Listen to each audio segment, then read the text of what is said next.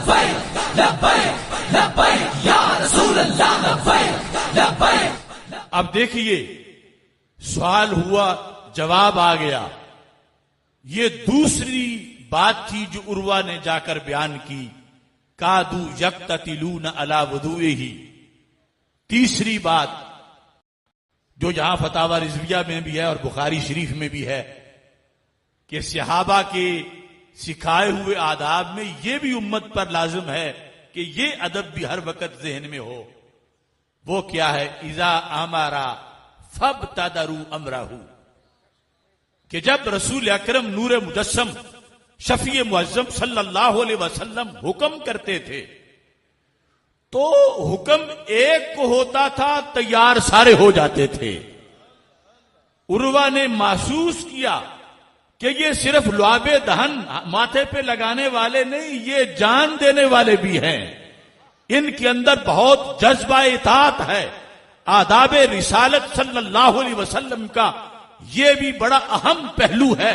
اور چوتھے نمبر پر کہا اذا تکلم خفضوا اصواتهم. جب اللہ کے رسول صلی اللہ علیہ وسلم گفتگو فرمائیں تو صحابہ اپنی آوازیں پست کر لیتے ہیں. دیکھو دشمن نے ہر چیز بڑی پتے کی نوٹ کی.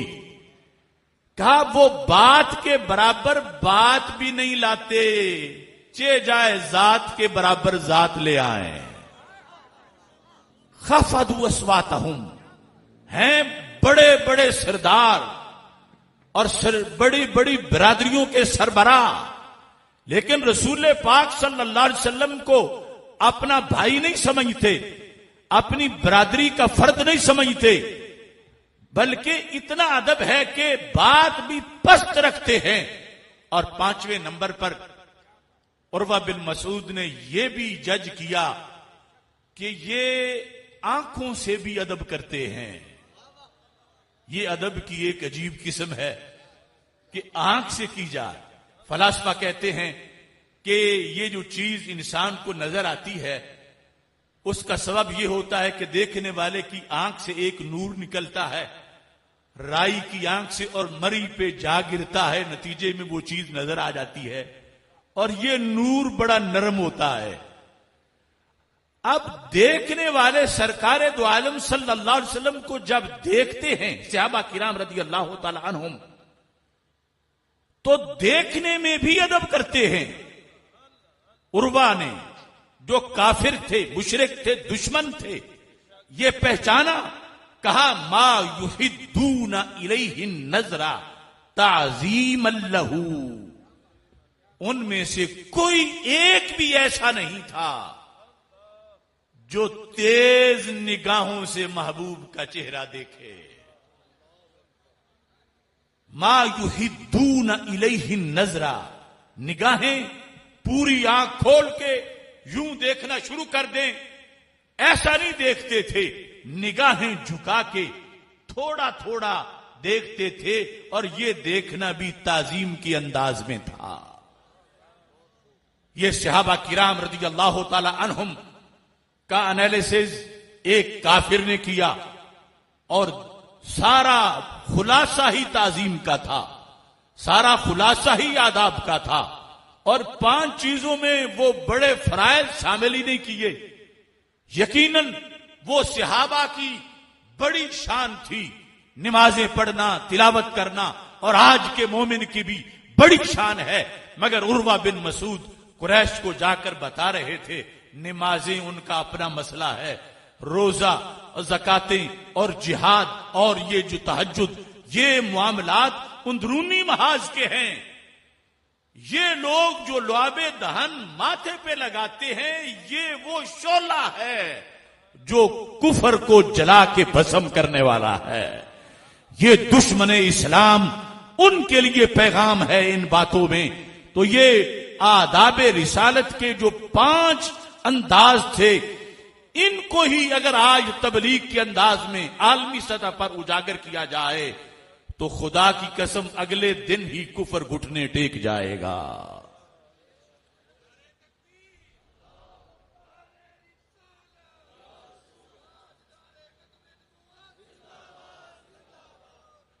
تھوڑی سی اس کی وضاحت سامنے رکھیے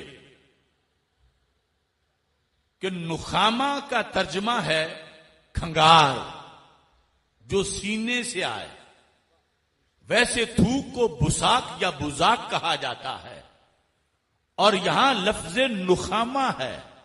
ان تنخم النبی نخامتن، تو میں کیسے اس کو کھنگار کہوں؟ وہ تو چشمہ رحمت کی جھاگ ہے. جب گلے قدس کی پتیوں سے وہ جھاگ جدا ہوتا ہے، جس میں سورج چاند ستاروں سے بھی زیادہ روشنی ہے اور پھول اور چمبیلی بھی سے زیادہ خوشبو ہے، جب وہ پھول جیسے ان ہونٹوں سے جدا ہوتا ہے تو صحابہ ہاتھوں پہ لے کر دنیا کو بتاتے ہیں کہ یہ وہ مرکز حسن ہے جس سے چاند ستاروں کو بھی حسن ملتا ہے.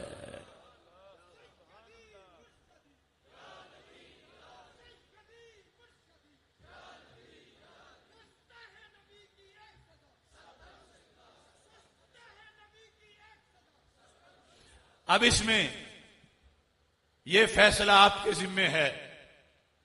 میں ایک دعویٰ کرتا ہوں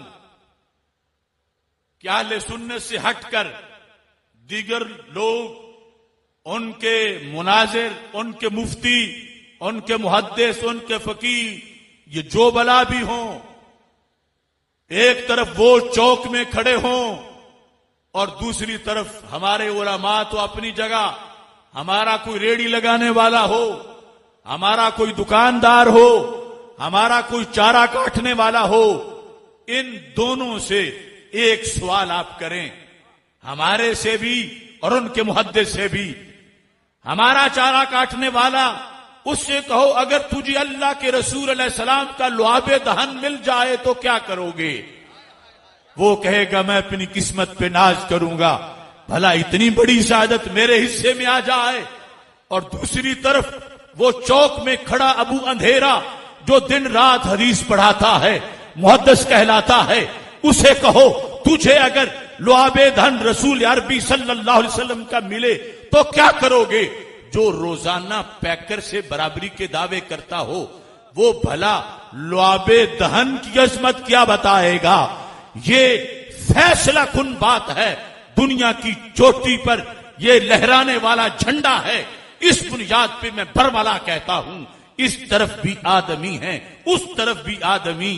ان کے بوٹوں پہ چمک ہے، ان کے چہروں پہ نہیں، کہ اللہ نے وہ چمک والا عقیدہ اہل سنت کو عطا فرمایا ہے.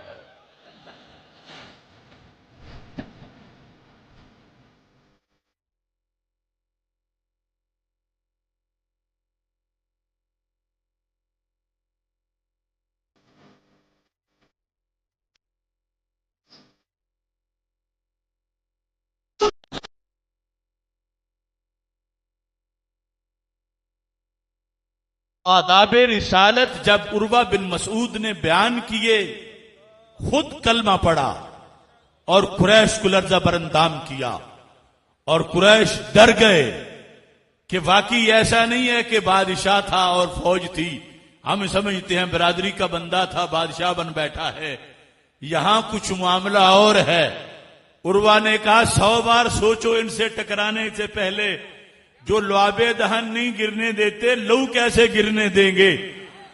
اور اگر دوسرا رخ وہاں پہ خدا نخواستہ نظر آتا، دوسرا رخ کیا تھا؟ بطور فرض کہ صحابہ بیٹھے تھے ٹولیوں میں، اوپر سے عروہ بن مسعود آیا، اس نے دیکھنا تھا کہ یہ جنہیں مانتے ہیں انہیں کیا مانتے ہیں، کیسا مانتے ہیں.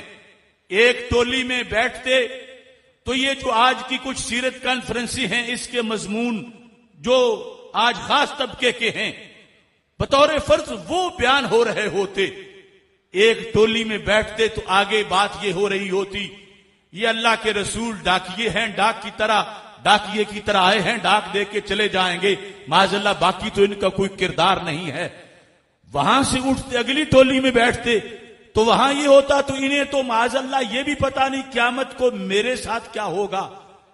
تیسری ٹولی میں بیٹھتے تو وہاں تقریر یہ ہو رہی ہوتی کہ معاذ اللہ یہ تو مکھی کا پر بھی نہیں بنا سکتے.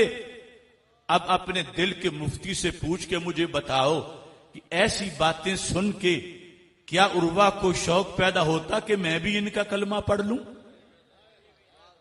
کبھی بھی شوق پیدا نہ ہوتا.